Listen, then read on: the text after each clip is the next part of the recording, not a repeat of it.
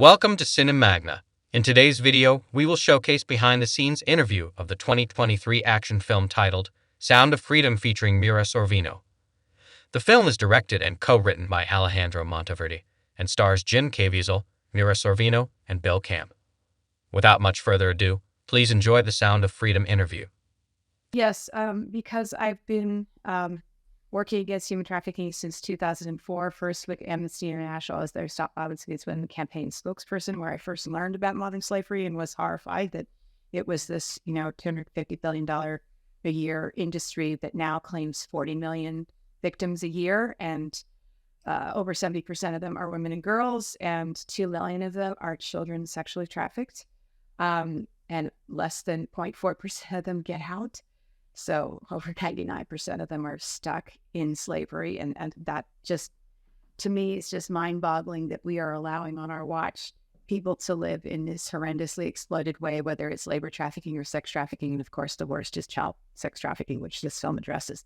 But Tim and I don't remember how we met. We met because our paths crossed through human trafficking. I mean, because it's sort of not that big of a circle, the people who work on this full time. And in 2009, the UN asked me to become their goodwill ambassador for UNODC, the UN Office on Drugs and Crime on Human Trafficking. And I've been doing that ever since, and it's one of the greatest honors and challenges of my life. But I always admired Tim and thought his commitment to helping children was just extraordinary. They haven't gotten better, and there's more people in trafficking now than there were 10 years ago. There's maybe more arrests, more convictions, but the number of people living in bondage is growing, and gangs are taking on human trafficking as a better option to drug selling, because you can sell a person over and over and over again. And very young gang members are trafficking, tween girls who, are recruited through social media, and then compromise has gotten on them, and they're threatened that they're going to be exposed online if they tell or if they try and leave. And this is happening in middle schools across America. I mean, it's insane. Like, when we talk about sex trafficking of minors in America, our domestic minor sex trafficking is mostly populated by American citizen kids. So the problem is right here. It's all over the globe, and it's right here. The United States is a huge consumer of commercial sex, and they're a huge consumer for online child abuse material. So we don't call it online child porn. We call it, videoed child abuse. I mean, you're watching children be hurt, and we're a gigantic consumer for that, which is just horrific. Like, it's just disgusting and awful. And I don't even remember what your first question was, but it was about, yes, it's about like, how have things changed?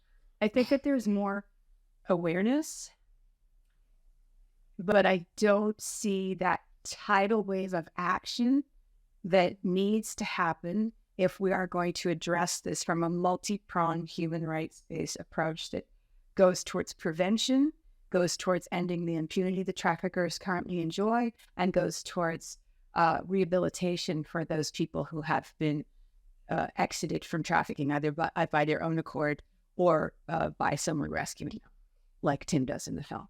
And all three are necessary, because you can't just continue to do triage. You can't just, okay, we've pulled some people out of it, we're going to give them some help.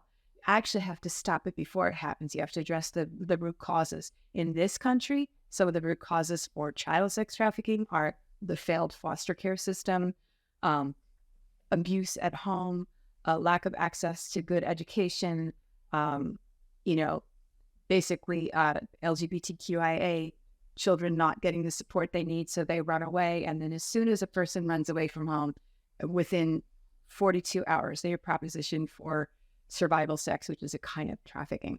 So we have a lot of factors here that contribute to it.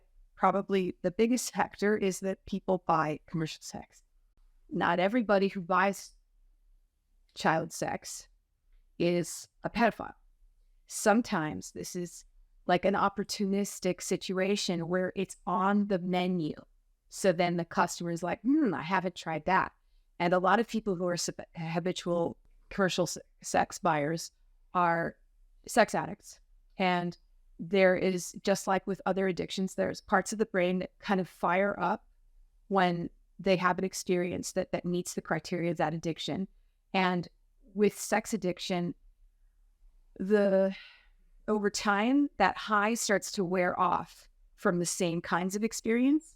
And people go further and further to try and chase that original high that they used to get from, simple pornography and simple sex acts with an adult. They will go further and try and pursue underage people because that's different. That fires up that section that hasn't been tried yet.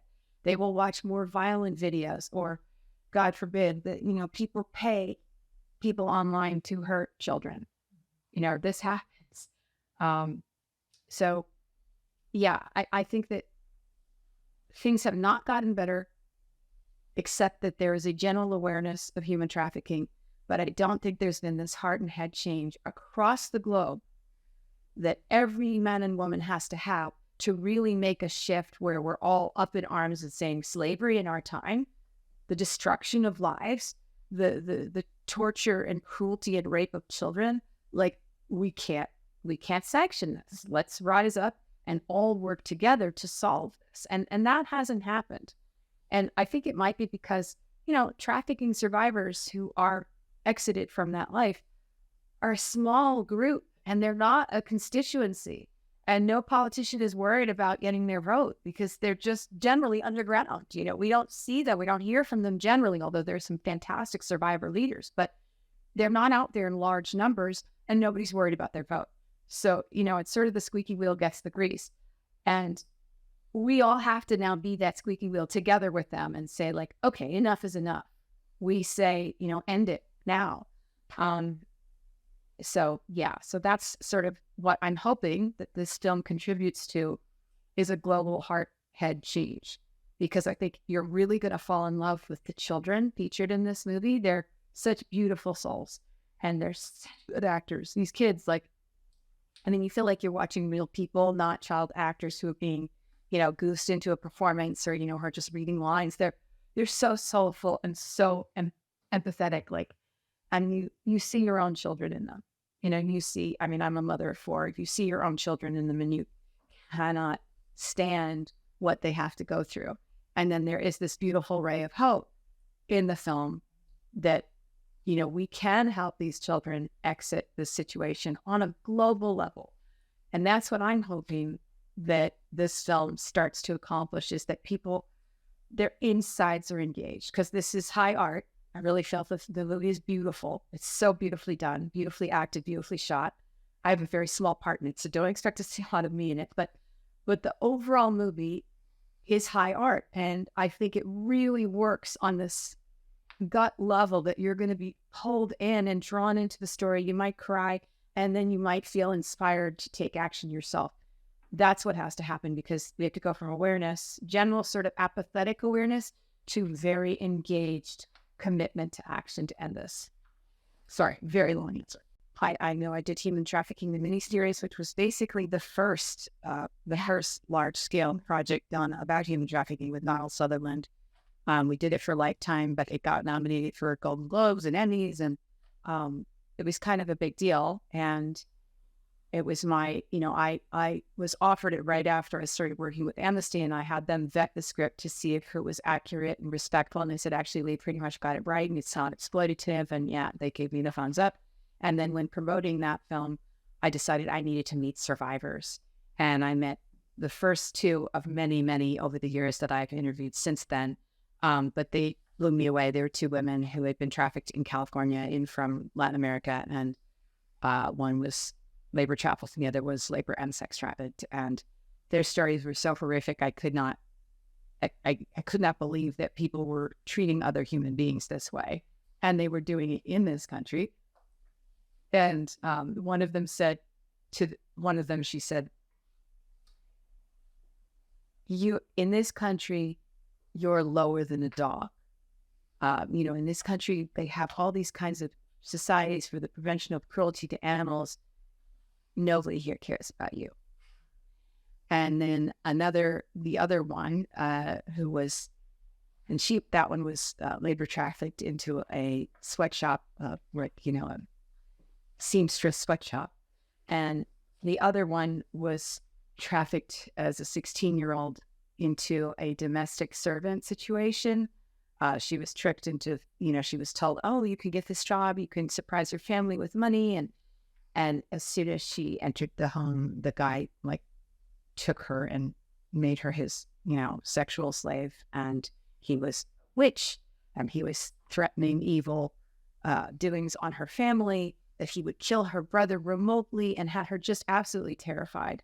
And at a certain point, she said she felt so low that she considered taking her own life, but she felt that what she was doing was keeping her brother alive.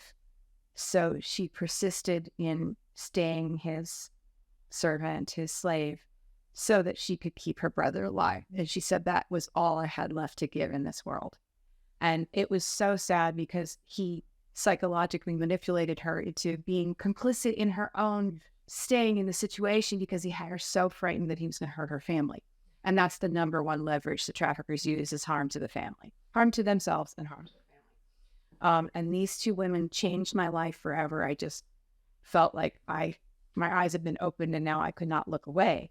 And so I just became much more involved in the theme, and then, started working with the UN on it in 2009. They saw the work I was doing. I didn't mean to be a global ambassador. And I've been doing that ever since, and it's been an enormous part of my life. I don't remember what the question was. Right. Well, I think that people should know, look, I'm going to give you that this has a Spielbergian ending. It's not like I was involved in a Holocaust movie that was the darkest Holocaust movie of all time. Nobody lives except for the one Nazi. All the Jewish people in the crematorium, working in the crematorium, they all die. All the rebels who helped blow up Auschwitz all die. Okay? So that's the kind of movie that, I now would be like, it sounds fascinating, I'm afraid of it. This story, although definitely a strong topic that is a challenge to face, there is such beauty in this story. There is redemption, there is heroism, there is reunion. This story has a happy ending. So I think it's really important to say that you're going to go to this film and feel somewhat uplifted by the example of what is possible in the human spirit, what is possible through people who are brave enough to confront something that is truly evil, and parents who never give up loving their children who never give up their own inner strength, their own inner light, and that once exited from their situations can really fully rebound and flower and live the life that they were intended for by God, not this terrible, terrible life that was foisted upon them. So I think this is an inspirational movie, and it does have a happy ending. So I think we want to tell people that. I'm not, I know it's a spoiler, but I don't want you to think that you're going to go in there and at the end of it, you're just going to want to shoot yourself in the head. I'm sorry, I didn't, that may be trigger warning, but some movies make you feel so dark, and this movie, I think, takes you on a journey through something dark, but leads you into the light. Thanks for watching. Make sure to like and comment on the video if you enjoyed it. Subscribe to the channel and hit the notification bell to be notified when new videos are released.